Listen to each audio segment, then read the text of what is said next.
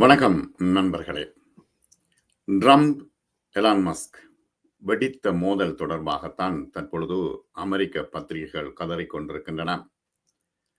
பணம் மட்டும்தான் எல்லாம் செய்யும் என்று நினைத்த இரண்டு பண முதலைகளுக்கு இடையிலான மோதல் இதுவாகும். டொனால்ட் ட்ரம்பின் பட்ஜெட் மசோதா அருவருக்கத்தக்கது என்று அது தோற்கடிக்கப்பட வேண்டும் என்றும் டெஸ்லா சிஇஓ எலான் மஸ்க் தன்னுடைய எக்ஸ் தளத்தில் பதிவிட்டார்.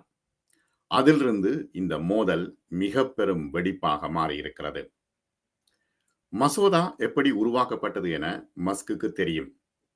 மின்சார வாகனங்களுக்கான வரி சலுகைகள் ரத்து தான் அவரது பிரச்சனைக்கு காரணம்.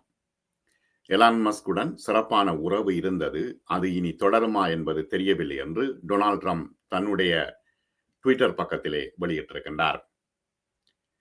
மசோதா தனக்கு காட்டப்படவே இல்லை, நான் இல்லாவிட்டால் ட்ரம்பால் வென்றிருக்க முடியாது, அவருக்கு நன்றியே இல்லை, நன்றி கெட்டவர் அவர் என்று எலான் மஸ்க் தன்னுடைய எக்ஸ் தளத்தில் பதிவிட்டிருக்கின்றார். ஆகவே இரண்டு பேருக்குமான மிகப்பெரிய சண்டை தற்பொழுது வெடித்திருக்கிறது. இது அமெரிக்க பங்கு சந்தையில் மிக பெரும் தாக்கத்தை ஏற்படுத்தி இருக்கிறது. இந்த விடயம் தொடர்பாகத்தான் நாம் பார்க்க இருக்கின்றோம். உறவு முறிந்ததால் டொனால்ட் ட்ரம்ப் பைத்தியக்காரர் என்று எலான் மஸ்கை தாக்கியிருக்கிறார். அமெரிக்க ஜனாதிபதி மத்திய அரசாங்கத்துடனான பில்லியனர்களின் ஒப்பந்தங்களை குறைக்க கூடும் என்று தற்பொழுது சமிக்ஞை செய்கிறார். ட்ரூத் சோஷியலில் எழுதும் டொனால்ட் ட்ரம்ப், எங்கள் பட்ஜெட்டில் பணத்தை சேமிப்பதற்கான எளிதான வழி எலோனின் அரசாங்க மானியங்கள் மற்றும் ஒப்பந்தங்களை நிறுத்துவதே இதன் நோக்கம் என்று குறிப்பிட்டிருக்கின்றார். ஏற்கனவே ட்ரம்ப் வெற்றி பெற்றால் தன்னுடைய வியாபார சாம்ராஜ்யம் உலகம் முழுவதிலும் பரவும் என்று எலான் மஸ்க் நம்பினார். இப்பொழுது நம்பிக்கைக்கு துரோகம் இழைத்து விட்டார் ட்ரம்ப் என்று எலான் மஸ்க் சொல்கின்றார். எலான் ஒரு பைத்தியக்காரர் என்று ட்ரம்ப் சொல்கின்றார். இப்படியே சண்டை தொடர்ந்து கொண்டிருக்கிறது. டொனால்ட் ட்ரம்ப் எலான் மஸ்கை பைத்தியக்காரர் என்று தாக்கியது மிக பெரும் சர்ச்சையாக மாறியிருக்கிறது. மேலும் அவரது அரசாங்கத்துடனான ஒப்பந்தங்களை கிழித்தெறிய வேண்டும் என்று அச்சுறுத்தியிருக்கிறார். ஏனெனில் உலகின் மிகவும் சக்தி வாய்ந்த இரண்டு மனிதர்களுக்கு இடையிலான பெரும் சண்டை பொது சண்டையாக தற்பொழுது வெடித்திருக்கிறது. அரசியலிலும் பங்கு சந்தையிலும் இது பெரும் தாக்கத்தை ஏற்படுத்த போகிறது. வியாழக்கிழமை ஓவல் அலுவலகத்திலும் இணையத்திலும் இந்த கசப்பான சண்டை பரவியது. அமெரிக்க ஜனாதிபதி தனது வரி மசோதாவை விமர்சித்ததற்காக மஸ்க் மீது மிகவும் ஏமாற்றம் அடைந்ததாக தெரிவித்தார். அரசாங்கத்திலிருந்து வெளியேற்றப்பட்ட பின்னர் அவர் விரோதியாகிவிட்டார் என்றும், கோடீஸ்வரர் தனது வணிக நலன்களுக்கு சேவை செய்வதற்காக மட்டுமே அரசியலில் தலையிடுவதாகவும் ட்ரம்ப் குற்றம் சாட்டியிருக்கிறார்.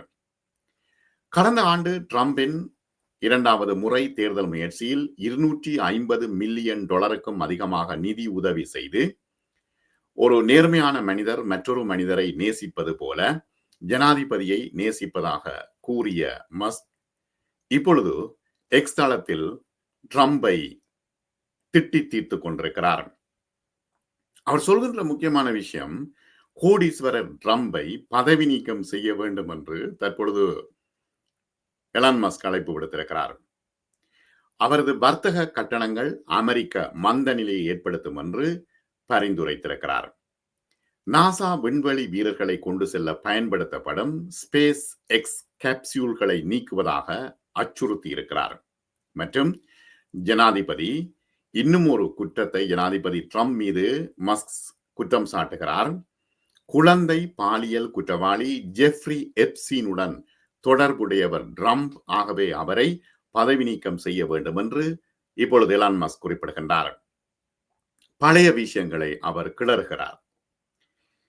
நாள் முழுவதும் நேற்று பகமை ஆழமடைந்து கொண்டே போய்கொண்டிருக்கிறது. இரண்டு பேரும் மாறி மாறி திட்டிக் கொண்டிருக்கின்றார்கள். ட்ரம்பின் ஜனாதிபதி பதவியில் நீண்ட காலம் அவர் இருக்கக்கூடாது என்றும், அவர் அரசியலில் செல்வாக்கு செலுத்தக்கூடாது என்றும் மஸ்க் யோசிக்கிறார். இன்னும் ஒரு விஷயத்தை இங்கே பாருங்கள். எலான் மஸ்க் ஒரு புதிய கட்சியை ஆரம்பிப்பது மற்றும் குடியரசு கட்சியினரை பதவியிலிருந்து நீக்குவது பற்றியும் தற்பொழுது யோசித்துக் கொண்டிருக்கின்றார். பணத்தால் எல்லாம் செய்ய முடியுமா என்கின்ற ஒரு கேள்வி எழுகிறது. ஊழல் மற்றும் சுயநல குற்றச்சாட்டுகளுக்கு எதிராக மஸ்கை முன்பு ஆதரித்த ட்ரம்ப், டெஸ்லா முதலாளி தனது பியூட்டிஃபுல் மசோதா என்கின்ற இருக்குத்தானே, பியூட்டிஃபுல் பட்ஜெட், அதனை ஏமாற்றியதாக குறிப்பிட்டிருக்கின்றார். ஏனெனில் மின்சார கார் தயாரிப்பாளருக்கு பயனளிக்கும் கொள்கைகளை அது முடிவுக்கு கொண்டு வரப் போகிறது என்பதுதான் தற்பொழுதுள்ள விஷயம். வேறு யாரும் விரும்பாத மின்சார கார்களை வாங்க அனைவரையும் கட்டாயப்படுத்திய ட்ரம்ப், ஏனெனில் டெஸ்லாவுக்கு முன்னால நின்று போட்டோ எடுத்து அதை தொடர்ந்து காட்டி 2 பேரும் நின்று போட்டோ எடுத்து ஈவி காரை டெஸ்லாவை வாங்குங்க என்று ட்ரம்ப் சொன்னார். ஆனால் அந்த நேரமே டெஸ்லாவினுடைய மதிப்பு இழக்க தொடங்கிவிட்டது. ஐரோப்பிய நாடுகள் கனடாவில் டெஸ்லாவை ஒதுக்கினார்கள். அப்பொழுதே பல பில்லியன் டாலர்கள் எலான் மஸ்க்கு நஷ்டம் ஏற்பட்டது. இப்ப அவர் சொல்றார் எலான் மஸ்க் பைத்தியமாகி விட்டார் என்று வியாழக்கிழமை மதியம் ட்ரூத் சோசியல் மீடியாவில் ட்ரம்ப் எழுதினார். அதாவது பட்ஜெட்டில் பணத்தை சேமிப்பதற்கான எளிதான வழி என்னென்றால் எலான் மஸ்கின் அரசாங்க மானியங்கள் மற்றும் ஒப்பந்தங்களை நிறுத்துவதாகும் என்று ட்ரம்ப் குறிப்பிட்டார். இப்ப ஈவிக்கு, எலக்ட்ரிக் காருக்கு அரசாங்கம் மானியம் கொடுத்து கொண்டிருந்தது. இதை நிப்பாட்டினாலே எலான் மஸ்கினுடைய மிகப்பெரிய ஈவி சாம்ராஜ்யம் இறங்கிவிடும், அப்படியே கவிழ்ந்துவிடும். அமெரிக்க அரசாங்கத்திற்கும் ஸ்பேஸ் எக்ஸ் மற்றும் ஸ்டார்லிங் உள்ளிட்ட மஸ்கின் நிறுவனங்களுக்கும், ஸ்பேஸ் எக்ஸ் என்ன, விண்வெளிக்கு அனுப்புகின்ற கேப்சூல்ஸ், அடுத்தது ஸ்டார்லிங் என்ன, உலகம் முழுவதிலும் இருக்கின்ற நெட்வொர்க் தொடர்பான அந்த பிசினஸ். இந்த ரெண்டையும் அமெரிக்க அரசாங்கம் முக்கியமாக பாதுகாத்து வந்தது, மானியம் கொடுத்து வந்தது. இந்த இரண்டுக்குமான மானியத்தை நிறுத்திவிட்டால் பில்லியன் கணக்கான டாலர் மதிப்புள்ள வணிகத்தை முடிவுக்கு கொண்டு வருவதற்கான வெளிப்படையான ஒரு அச்சுறுத்தலாக ட்ரம்ப் இதனை முன்வைக்கின்றார். செய்தாலும் செய்வார். ஏனென்றால் ட்ரம்பை பற்றி எல்லோருக்குமே தெரியும். இப்போ ஒரு முடிவெடுப்பார், பின்னரும் ஒரு முடிவெடுப்பார். ஆகவே திடீரென்று அவர் ஒரே கையெழுத்துல அவர் அதிகாரத்தை பயன்படுத்தி ஒரே கையெழுத்துல எலான் மஸ்க்கு கொடுக்கின்ற ஈவி எலக்ட்ரிக் வெஹிக்கிளுக்கான அந்த மானியத்தை நிப்பாட்டினால், ஸ்பேஸ் எக்ஸுக்கான மானியத்தை நிப்பாட்டினால், ஸ்டார்லிங்குக்கான மானியத்தை நிப்பாட்டினால் அதள பாதாளத்திற்கு வந்து விடுவார் எலான் மஸ்க். இப்பொழுது செனட்டில் பேசப்படுகிறது வரி மசோதா அமெரிக்க பற்றாக்குறையை அதிகரிக்கும் என்று எலான் மஸ்க் வருத்தம் அடைகின்றார். தற்பொழுது இந்த வரிகளை போட்டுக் கொண்டிருக்கின்றார் தானே. அது மட்டுமல்ல, பிசினஸ்காரர்களுக்கு எதிராக ஒரு பியூட்டிஃபுல் பட்ஜெட் ஒன்று அவர் போடுறார் என்று சொல்லிக் கொண்டு போடுறார். ஆனால் என்ன, வர்த்தகர்களிடமிருந்து வரியை அறவிடுவது, அவர்களுக்கான மானியங்களை நிறுத்துவது. ஆகவே இந்த நோக்கங்களை எல்லாம் பொய் என்று சொல்லி தற்பொழுது இருவரும் சண்டை பிடித்துக் கொண்டிருக்கின்றார்கள். வெள்ளை மாளிகையின் வர்த்தக மற்றும் வரி கொள்கைகளை எதிர்த்த போதும் ஜனாதிபதியை நேரடியாக விமர்சிப்பதை தவிர்த்து வந்த மஸ்க் இடையிலான இந்த பகை ஒரு அசாதாரண விரிவாக்கமாக தற்பொழுது மாறியிருக்கிறது. ஏப்ரல் மாதத்திலே தனது வணிகங்களுக்கு எதிரான அடிப்படை காரணமாக அரசியலிருந்து பின்வாங்க தொடங்கிய கோடீஸ்வரர் மஸ்க் கடந்த ஆண்டு வெள்ளை மாளிகை இந்த தேர்தலின் பொழுது ட்ரம்பை ஆதரித்ததற்கு தற்பொழுது வருத்தப்படுவதாகவும் தெரிவித்திருக்கின்றார். எல்லாத்தையும் இப்ப ட்ரம்பும் உடனுடனே சொல்லிவிடுவார், எலான் மஸ்கும் உடனடியாகவே எல்லாவற்றையும் சொல்லிவிடுவார். ஆகவே இது மிகப்பெரிய பிரச்சனையாக இருக்கிறது.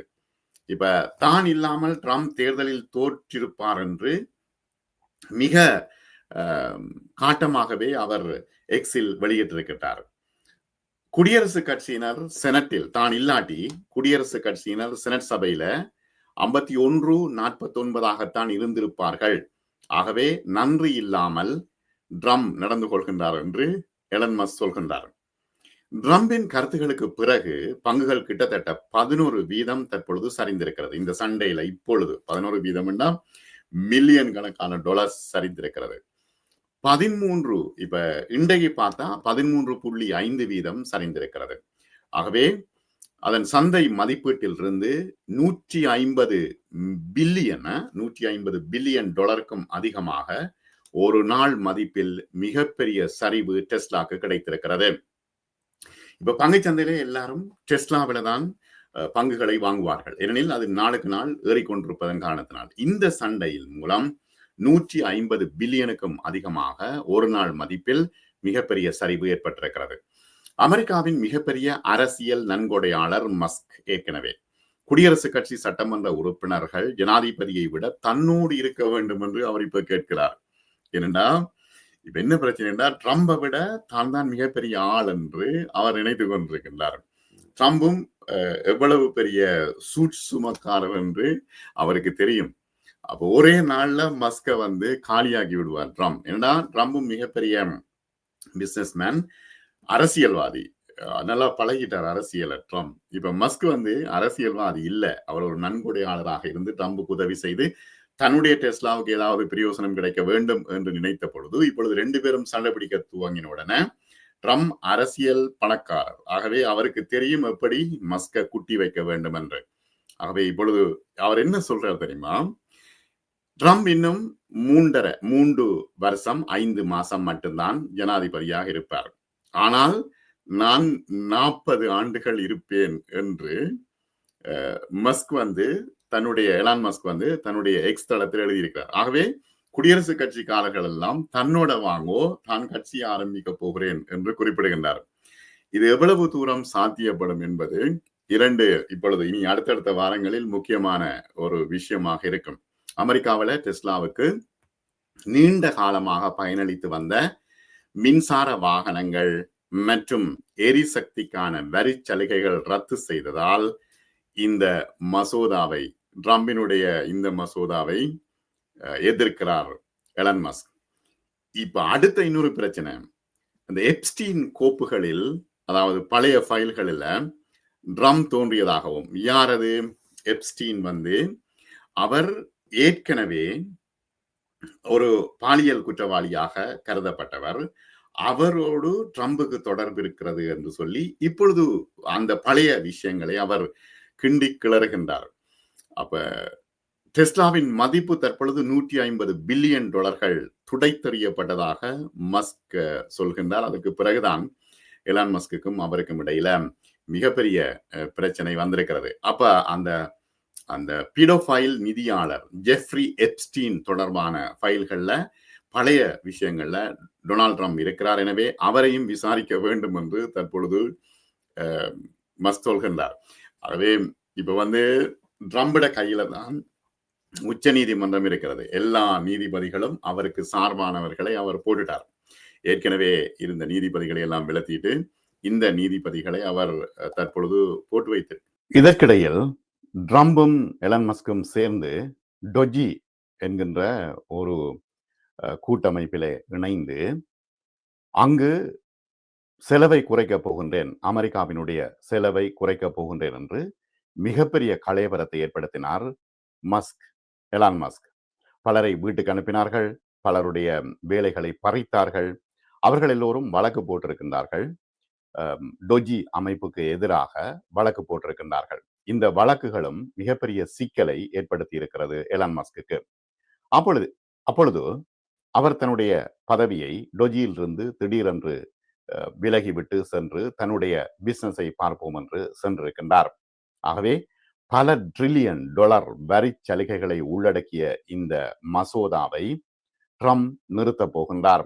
பியூட்டிஃபுல் மசோதா என்றுதான் இதற்கு, பியூட்டிஃபுல் பட்ஜெட் என்றுதான் இதற்கு பெயர் வைத்தார் டொனால்ட் ட்ரம்ப். ஆனால் மஸ்க் இப்பொழுது சொல்கின்றார், மிகப்பெரிய அசிங்கமான மசோதா இது என்று அழைத்திருக்கின்றார். ஏனெனில் தன்னுடைய வியாபாரத்துக்கு எந்தவித நலனும் இல்லாமல் ட்ரம்ப் செய்ய போகின்றார் என்கின்ற ஒரு நிலைமையில் இவ்வாறு அவர் எக்ஸ் தளத்திலே மஸ்க் ட்ரம்பை பற்றி ஏசி இருக்கிறார், திட்டி இருக்கிறார்.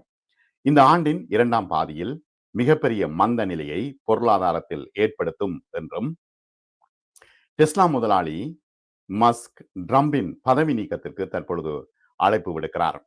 அமெரிக்காவில் 80% மக்களை பிரதிநிதித்துவப்படுத்துகின்ற புதிய ஒரு அரசியல் கட்சியை தான் உருவாக்க வேண்டிய நேரம் வந்துவிட்டது, எல்லோரும் தன்னோடு வந்து சேருங்கள் என்று அவர் குறிப்பிடுகின்றார். கிட்டத்தட்ட பங்குச் சந்தையில் 14.3% சரிந்திருக்கிறது நேற்று.